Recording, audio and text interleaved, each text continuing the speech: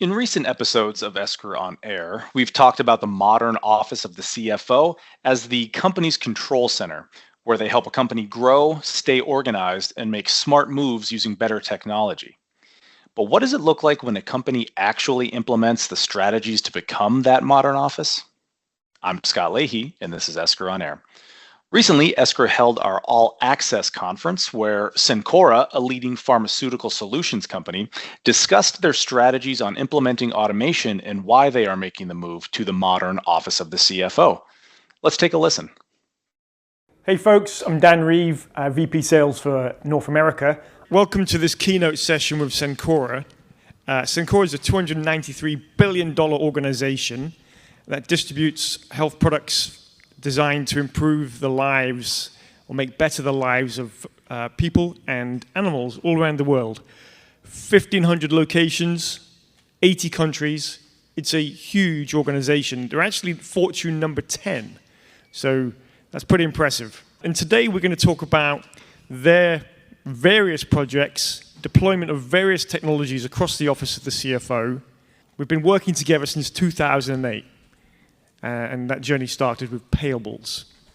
So, gents, you just want to introduce yourselves, let the audience know where you've come in from today, a little icebreaker. Yeah, definitely. Dave Yaitis. So, I grew up in Detroit, but I live in Dallas. And good morning, everybody. My name is Mike Ottaminelli. I've been with the company for 19 years in various roles, accounting, finance, and leading accounts payable for the last 8 years. I'm a native New Yorker. Hi, everyone. My name is Steve Gray. I'm Director of Accounts Payable. I've been with the company for 19 years. Majority of that all was in Accounts Payable. I currently oversee our control and operation reporting teams. Okay, so Dave, for an organization of your size, can you comment on what is needed to deploy technology, make technology successful? How do you do it within an organization as big as Cencora? I think to your point, as mentioned, I think 3 or 4 times already today, that partnerships are key. And yes, we're a large company, complex, 20 different companies made up, 20 plus ERPs. But at the end of the day, it's the right partnerships, internally and externally. I think Esker has been a great partner, starting with AP. And then we partner with across our enterprise IT and being focused on what your goals are. Some are our KPIs. In our case, it's deploying a global platform to enable us to kind of provide transparency and efficiencies across. So I think you keep your goals in mind in your partnership. That's been working for us. And I think, Dave, you hit all the points right. It started off with, of course, where do you want to go and how do you improve efficiencies and cost effectiveness? So gathering those business cases from the internal resources from a business case, then of course getting the information from those other business units, especially our company, so large, different, organizations, human health, animal health, international, have different rules. So understanding what the business needs are, and then, of course, getting IT to make sure that they're on their roadmap, because, they usually have 1 or 2 projects in the hopper. But then, as Dave mentioned, really, partner with our Esker folks and really hearing what we want to do, giving us their opinions from a wide array of customers, and then come with that right partnership and solution in the pathway.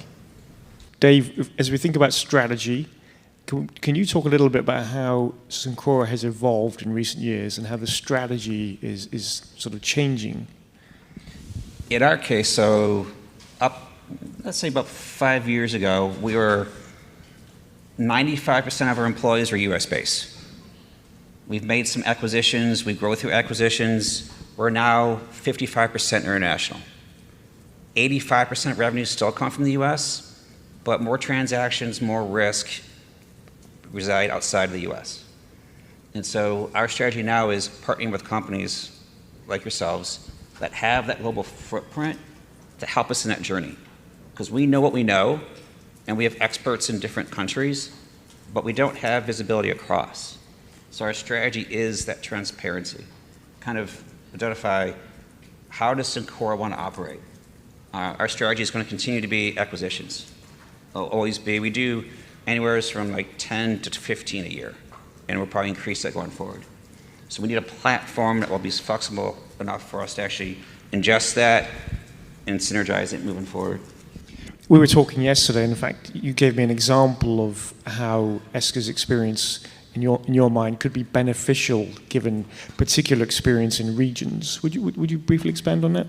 Well, right now, because everything is so different, either the business type, the currency, the rules and the regulations, we have separate teams in every single country that we operate in. The idea of Esker being that one single platform, I'll take Cash Apps, for example, kind of we're talking about that right now. Have a single Cash App platform will allow us to communicate in a single verbiage, same viewpoint, and also establish new teams in different areas and kind of level up at the same time. Thanks. Mike, Steve, we've talked about the Office of the CFO a lot. Clearly we've talked about the value of a wider a platform that can apply to many different processes. But what's your take? How do you see that? Are there examples you'd give as to what does that really mean at Cencora? Could you expand on that? Yes, absolutely. As an accountant by nature in finance, so the office of the CFO and my bosses are rolls up to the CFO. The numbers are very important. So really trying to prove the value of investing in time to make a solution change is important. Everybody's being very streamlined. You're trying to maximize your FTEs. What's the right water level?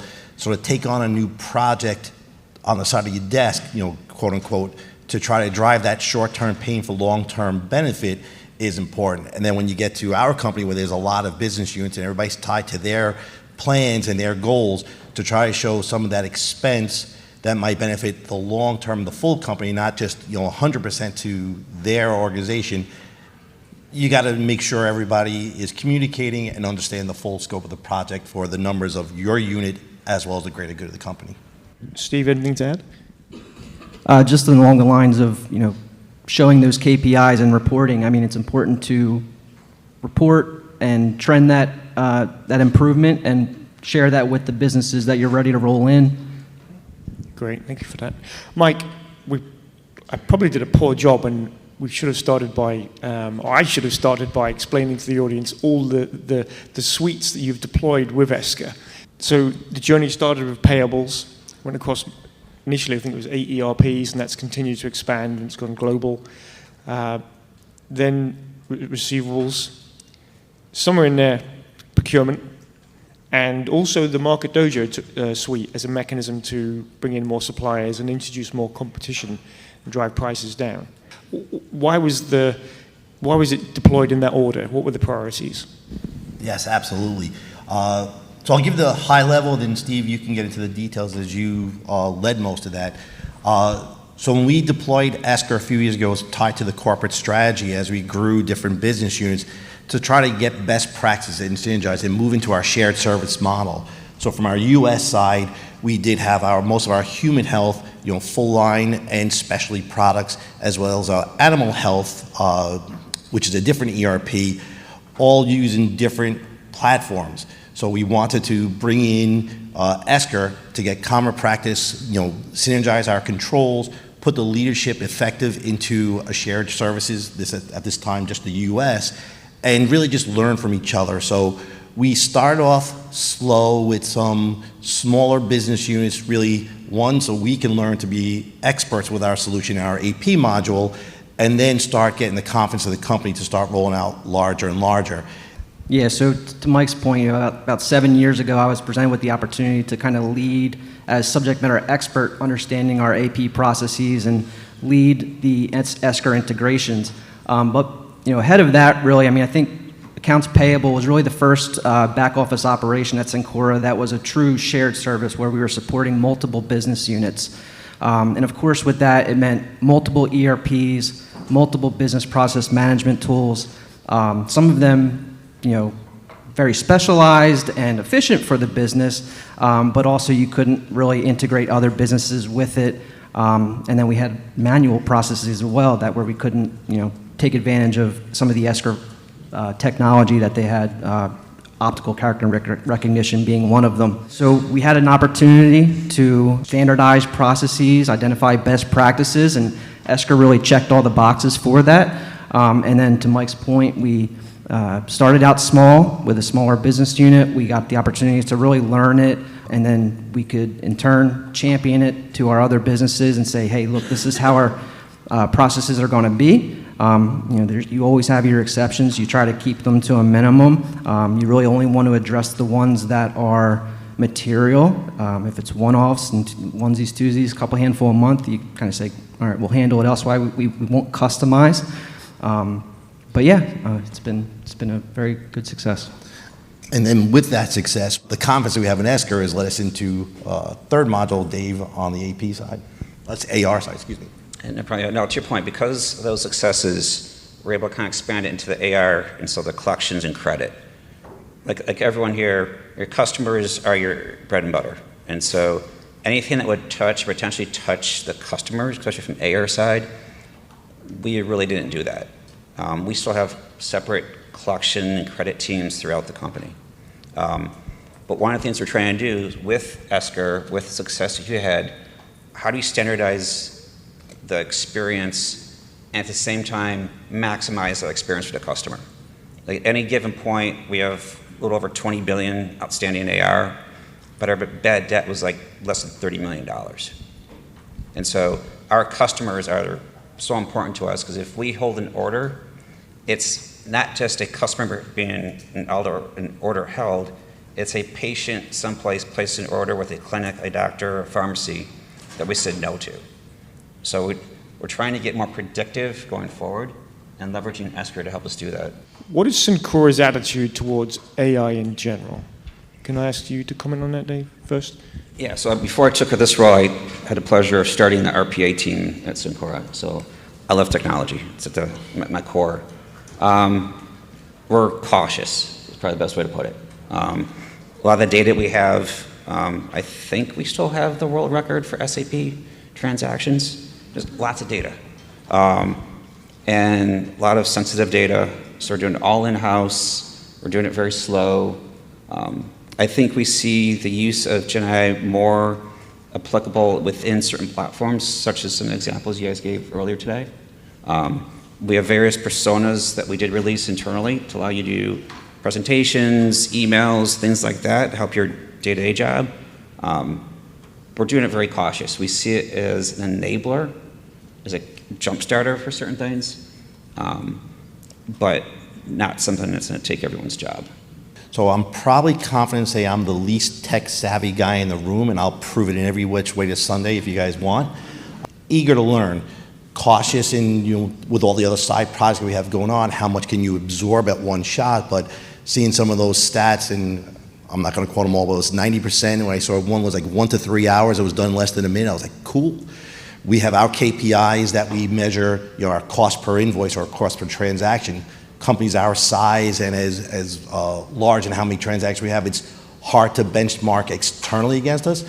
So we just keep benchmarking ourselves, see how we can shave off a nickel every year on our invoices, because that's worth, $1 million, $2 million. So seeing how this could help in the future and when we could fit in our timetable, definitely interested. I would say that benchmarking, that's another area that partners often provide value. They can go into an organization and help you benchmark. And we also find our own CX team, routinely customers are really interested to say, okay, given this process, given the industry we're in, how are we doing? Are we average? Are we below average? Are we best in class? So we see that there's a continual drive and interest in benchmarking. Dave, would you comment on any other comments or insights you can give us on what does the future look like for Cencora? Strategy, where you're headed, be it with technology or just the evolution of Cencora in general? Yeah, I think the big thing for us is to make it easier to work with us. Our strategy historically was we'd buy either the top in a certain market or the number 2 and leave them alone. Don't do any synergies, don't do anything that would disrupt the business that it worked, which is good for a short term, but then we actually have had competing sales reps go on to the same customers. It's hard to even work across internally. And so a lot of our strategies, and Esker's component of this, is to make it easier to work with us, both internal and external. I mentioned acquisitions. We're going to probably increase that. adds a complexity to it. Again, how do we ingest those in the right way to, again, make it easier, faster to kind of work with us? You know, and I hear that sentiment from many business leaders as they're putting in technology. It's not just, okay, free up folks in customer service to be rock stars. It may also be free up receivables, free up folks within the source to pay space, because we need them doing their very best work, collaborating with others internally and also collaborating with the customer, the supplier, and working on initiatives. So we definitely hear that all across the customer base. Yeah. Mike, anything to add? Yeah, I'll add quickly. I think everything Dave said, I echo. From an AP perspective, really none of our team members, sourcing teams or leadership wants to hear anything from AP. They want to just assume everything's going right. So we want to make sure that we're continue to process and make sure all our manufacturer partners and our vendors are getting paid timely. Everything's reconciled. They have the remittance so they can do their cash apps on their side and be the easiest partner to work with. Of course, then my bosses are also looking for efficiencies and a little cost efficiency, so we have to balance that, getting additional cost benefits without potentially disrupting the apple cart. Steve, would you comment, the Esker vision is that this is technology to enable the worker, to make their lives better, so to speak. And we see that's really important, both for retaining talent and keeping talent. If I could start with you, Steve, how have the users, how have the staff taken to the technology, for example, receivables, payables? What are you seeing?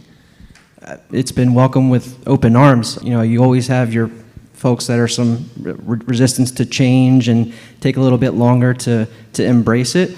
But I think one thing that Esker is really awesome about, it gives you access to a lot of data. So part of my operational reporting team, we monitor high-level touch points on transactions. Where are we correcting OCR? It might be a matter of going back to the vendor and saying, hey, can you send us a less grainy version of a PDF, or other types of things we can do to reduce the touch points, be more efficient, give the teams, point them away from the more monotonous button-pushing type activities where they can bring some value to the department by not having to do that. If you had to give advice to the audience here, if they're embarking on a journey to automate a particular business process, any particular advice that you would offer them regarding technology deployment, working with Esker? Dave, I'll start with yourself. Just do it. I mean, I think a lot of time is spent in the upfront. And I know my team's going through right now with the collections and AR side, and we have a lot of long tenured, 20, 25, 30-year associates employees, and you can get hung up in the minutia. Go through it, expect challenges, it's going to be bumpy. You're going to fail, you're going to go backwards. That's okay. And you have to have trust in that partner to kind of help you get through it. Right. Just go forward and do it. It'll work out. Yeah, no, that's great advice, although it's hard to follow, just do it. I think the open communication and setting realistic plans and being flexible. When I joined the AP team, as Steve mentioned, he was with the AP 19 years. We had some other associates with there that long, and we're best in class, and we know what we're doing. And we find, and without throwing cliches, what good to great and what got you here won't get you there. I remind them, great, we are best in class, but there's always ways to be better. And sometimes listening to other folks who are in a small unit may have some advice. And one quick story, when we acquired a small company and we came a little bit more overconfident, and we saw their level of documentation to what we thought we had as best in class, and it was just that simple of a learning, say, wow, we can learn from each other. So going in with a right time frame of an expectation, hearing both sides, and then you just stay together and no finger pointing. It's got to be a team effort. And Steve, anything to add? Just in addition to what they've said already, I think change management is really important. Document what changes you're making, communicate it to the stakeholders from approvers to your AP team, and just be clear about what the expectation is and what you aim to achieve. Well, gents, thanks very much for your time. Really appreciate it. The partnership has been great over the years. Thank you very much. Thank you all.